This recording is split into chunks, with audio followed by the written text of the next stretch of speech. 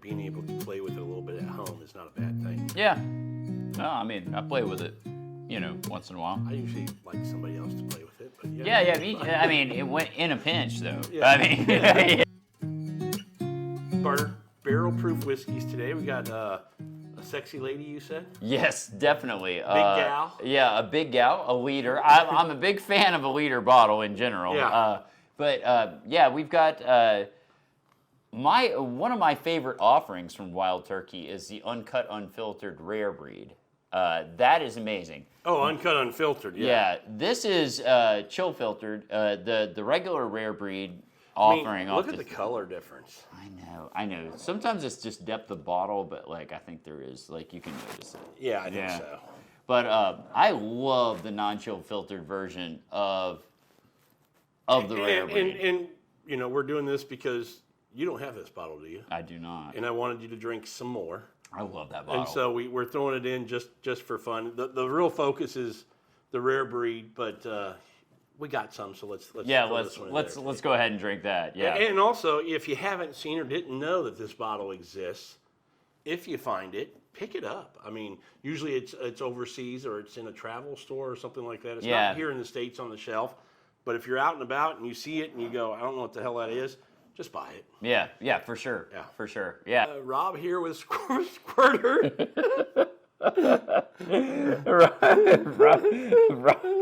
Rob here from the shower. Hold on. Rob here with Rosie. Have you seen the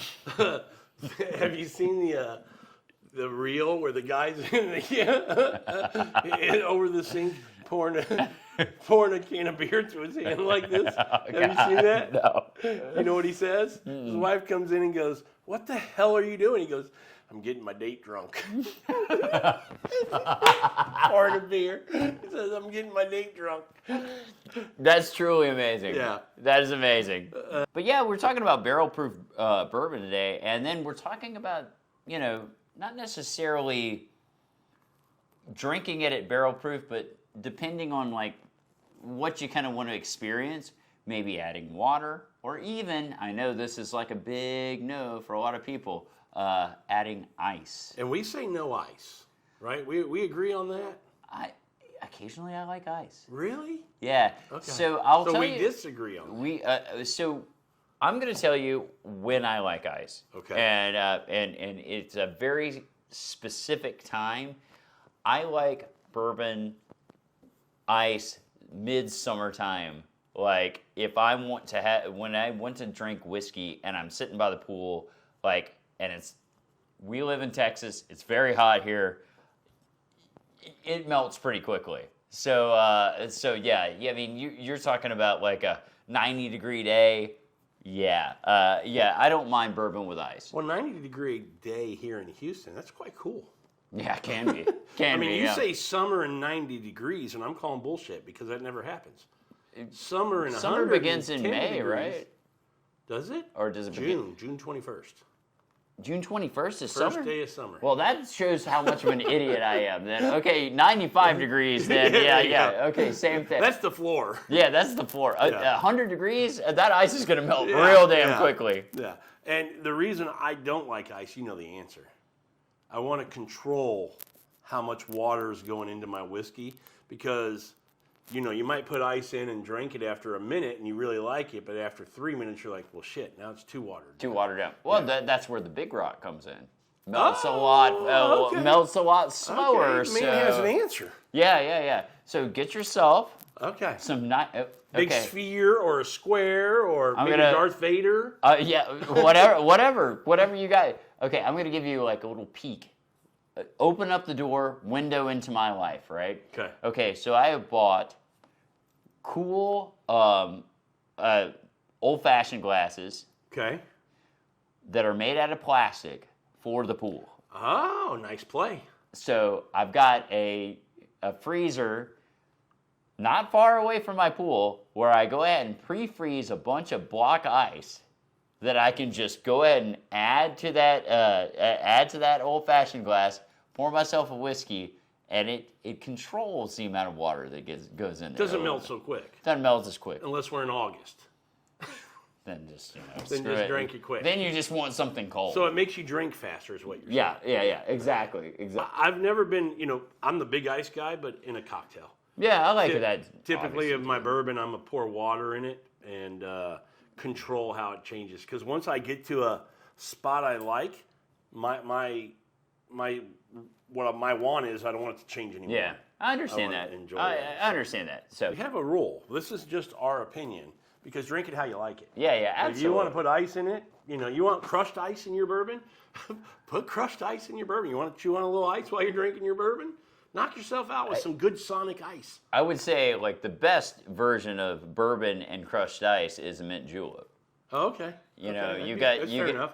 That's a nice summer cocktail by the pool. Yeah, like a derby day. Okay, so today we got Rare Breed, one of our favorites. This is, you can see how much left in the bottle. Yeah. We like drinking this. It's a solid pour. Always available. Always available on the shelf. Here in the Houston area, $45-$50. You can pretty much find it regularly. I'm sure around the country, around the world, it may vary a little bit, but you shouldn't pay more than, what would you say, $55-$60 for that? Probably not, yeah. Yeah, we're lucky here in Texas. We get it at, I think, a really good price. Yeah. Right around that $45, $48 range. Yep. But barrel proof is kind of the topic today, and we just picked this out because you can find it everywhere, and if you guys want to go find a bottle and kind of do the same thing with it, or, you probably have a bottle, because everybody who drinks bourbon usually has this in the bar if they have a little collection of bourbons. Yeah, I mean, it should, if it's not in your bourbon collection, you should put it in your bourbon collection. Absolutely. Absolutely. Home bar, honestly, this could be a pour for anyone. It could be a pour for somebody who's a novice in bourbon. It could be a pour for somebody who's got a lot of experience drinking bourbon. And it's never going to disappoint. Now, for today, we brought this one out too, this sexy lady, as you called her. She's a big gal, but we like her. She's curvy, but she's curvy. She curves in the right spots. Oh yeah, absolutely. So for today's, what would be this experiment, we're substituting the big gal. And I'm going to go ahead and pour myself some. Pour that, I'm going to do it in the Japanese tradition where you're not supposed to pour your own glass of whiskey. So I'm going to pour your glass of whiskey. And then put it down and I'll All right, I'm done. Here we go. Now Sandra's going to be mad at you. Oh, God darn it. There goes barrel-proof bourbon. Darn it. Okay. Wine, no problem. Look at the guy who's married to her. Yeah. You can make excuses for me. Thank you. You haven't felt the full wrath of a 4'10" girl yet. You're correct. You are correct. I'm a huge fan of this, though. Yeah, so you might be going, well, why are you showing us a bottle that we can't get? You can get it. It's hard to get. But Carter doesn't have this bottle. I don't. And it's just a non-chill filtered version of this. Let's do it with this experiment today. Yes. Same proof, 116.8, just non-chill filtered. Which means a lot more flavor. Yeah. Let me translate. Non-chill filtered means a lot more flavor. Generally speaking. And if it gets really, really cold, it'll actually start hazing up. Yeah. It hasn't been filtered. Yes, correct. Yeah. So some people will see that and think something's wrong with the bourbon. It's not. It's nothing wrong with the bourbon. And in fact, if it goes back up to temperature, like if the room gets warmer, it'll all go cohesive. Let me ask you, Rare Breed, swirl or don't swirl? Yeah, swirl. I mean, come on. This isn't champagne. Right off the bat, I'm just loving what I'm smelling right now. That's what she said. Yeah, I mean. Or that's what he said. Oh my gosh. Wow. All right, bottoms up. Dadna. Cheers. Cheers. Man, this is just fantastic. I'm just looking. I noticed this one said char number 4. I was wondering if this one said the same char. Okay. I'm sure it is. Wow. This bourbon doesn't get enough credit. Does it not get enough credit? I think it gets some, but I think it falls under the Wild Turkey stigma. It's a college bourbon. It's a put it in a cocktail bourbon. It's not a quality bourbon. I think people think that about Kentucky Spirit, Rare Breed. I think they think about it with Wild Turkey 101, and I think they're wrong, quite honestly, because You would think That's real good. if this were as popular as it should be, it would be harder to find. Or is just Wild Turkey producing so much of it, they just keep up with demand? Well, they have 2 mash bills. For a rare breed? No, just 2 mash bills. No, I know. But I'm just saying when they make, you're talking about the rye and the... Yeah, rye and bourbon. Yeah. That's the only 2 mash bills that Wild Turkey has. But when they make rare breed, I mean, I don't know. I just don't feel like it gets enough love. It doesn't. I don't think it does. I mean, I think like low key it gets more love than you think, but do you think because the masses maybe because it's a standard thing that you can find it all the time? When we say get enough love, I'm typically talking about on social media. You don't see people posting about this a lot.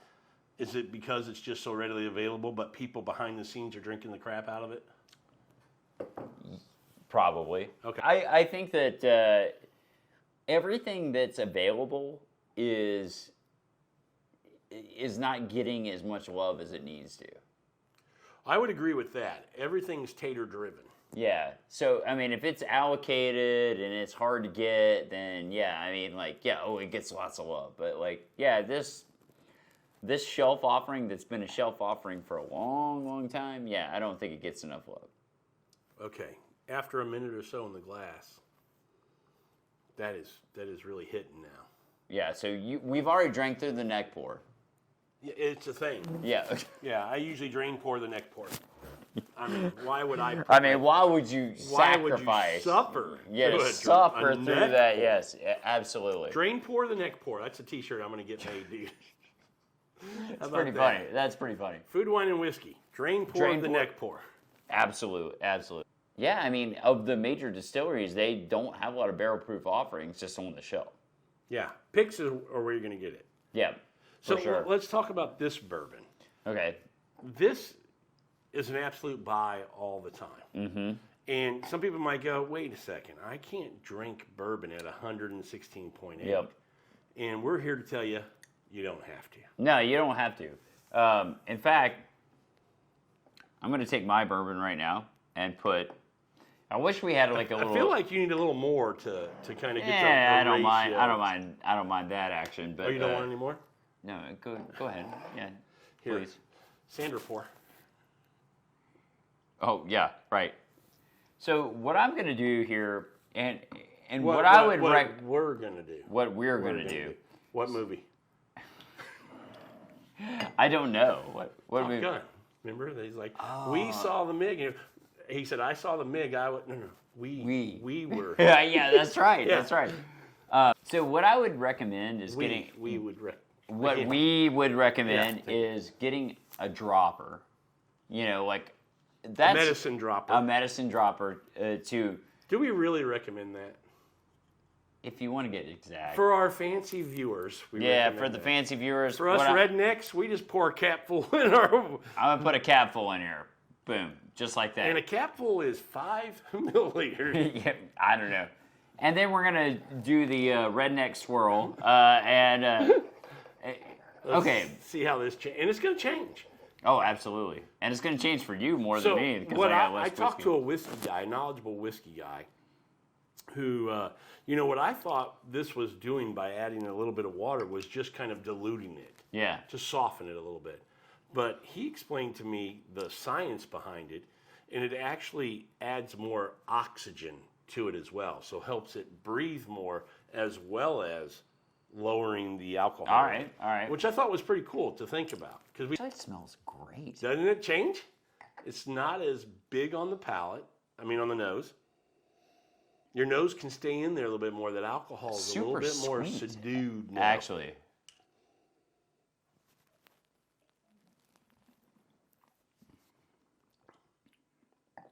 Wow.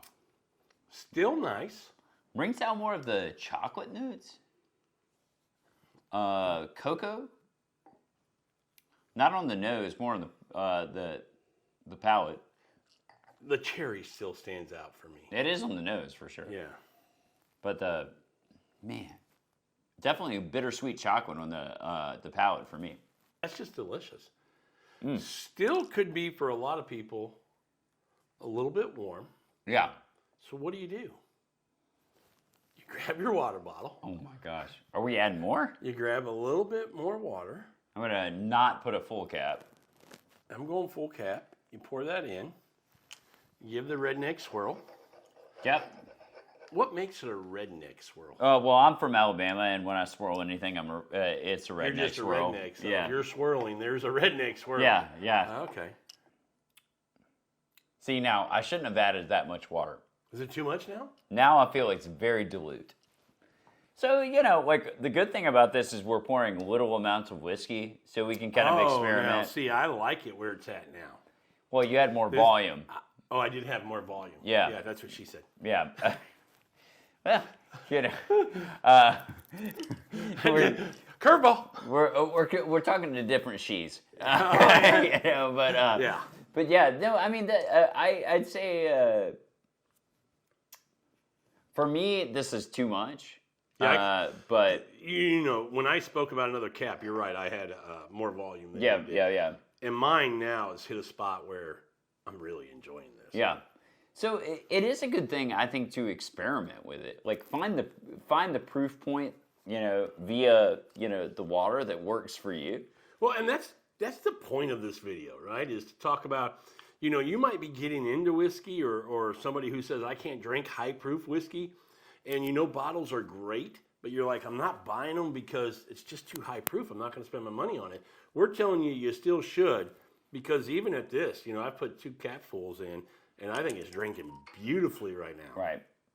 Drink whiskey the way you want to drink whiskey. And honestly, if anybody tells you there's a correct way to drink whiskey, unless it's me, they're wrong. Right.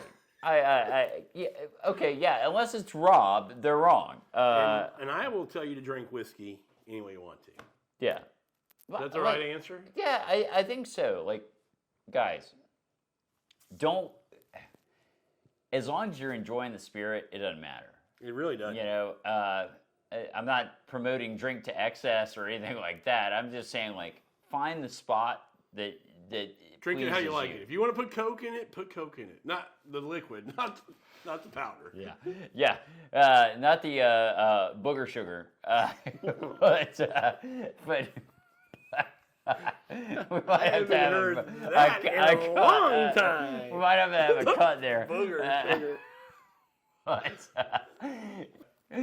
Anyway, Colombian Bam Bam. But I was just very simple liquid, not powder, and you go with the Boger Sugar. Okay. Enjoy whiskey how you want. You're gonna have your whole journey through the process of drinking whiskey is it's really gonna go up and down. Much like I say, my driver is off the tee. Like some months I'm really, really good at it, and some months I'm really, really shit at it. But you've talked about too. We've had conversations where you talked about, we used to. Oh, excuse me. Dang, got the hiccups here. Yeah. Hold the breath. Go. How many seconds can we do this here? You've talked about it too. You used to chase higher proof whiskeys. I did. You thought more flavor, and now you've kind of come back to, that 95 to 105, 110 range. So to your point, there's this evolution. There's this going up, coming back. Things that you don't think you like now, and in a couple of years you're going to go, you know what, I was wrong. I absolutely love it. Yep, absolutely. And things that you like, you're going to go, yeah, not so much anymore. Yep, definitely. So, everything's going to evolve. Everything's going to change. Your whole journey through whiskey. Don't be afraid. If it seems too hot, give it a drop or 2 of water. Not a big deal. Don't let anybody pigeonhole you into this is the proper way to drink whiskey. Drink it how you like it. Yeah, and we're just saying if you know something, don't let proof scare you. You can control proof to some degree with water. Water is your friend. Yeah, absolutely. Yeah. Absolutely. So if you've never had rare breed because it's 116.8, guarantee if you buy a bottle and just kind of add a little bit of water each time, you're going to hit a spot where you go, okay, that's absolutely delicious, and you'll keep wanting to drink this. And I would say, let your palate develop, meaning pour it, take a drink and see if you're getting to a point where the proof point of 116.8 is fine. And if it's not, then add your water. Because at some point, you're going to start to kind of go up where you like it a little bit at, my sweet spot, I would say, is 110 to 120. That's really where I like bourbon. Same. Yeah. And mood drives that. Sometimes, yeah. Old Forester 120 or 1920 is like my absolute favorite. Beautiful bourbon. Well, guys, hopefully you learned a little bit from this. Hopefully you got a few laughs out of this. You know what Boger Sugar is now. Yeah. I mean, you gotta, avoid the Boger Sugar. And pour more rare breed. Yeah, absolutely. That it? I guess so. Signing off. Well, thank you guys for watching this episode. We hope to see you on the next one. And until then, cheers. Cheers. Oh, no, never mind. You got nothing left. I got a little bit. Cheers, guys. Cheers, guys.